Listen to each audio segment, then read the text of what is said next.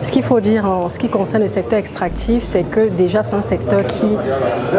présente plusieurs complexités, spécificités compte tenu de leur secteur d'activité. C'est également un secteur dont les opérateurs disposent historiquement de conventions qui ont été signées avec les États de la CEMAC. Donc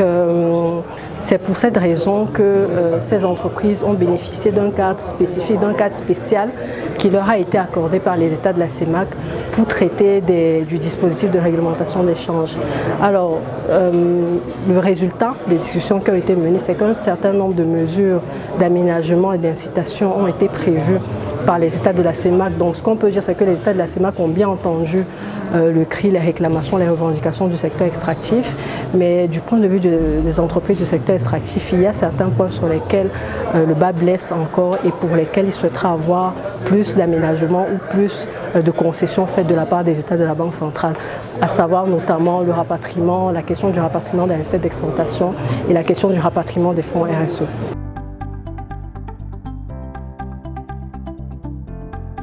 Je pense qu'il faut trouver un bon équilibre. Je pense que le cadre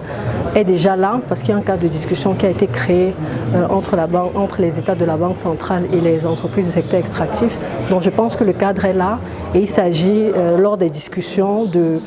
chacune des parties mettre les sujets sur la table afin de trouver un équilibre simplement qui sera intéressant et raisonnable pour chacune des deux parties.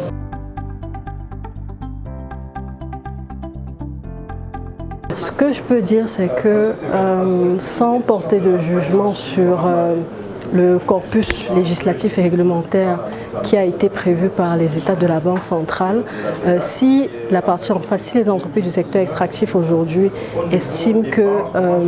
l'environnement n'est pas favorable pour les investissements, le risque qui peut être encouru, c'est simplement le désengagement, c'est simplement la fuite des capitaux, le désinvestissement et toutes les conséquences que cela peut comporter.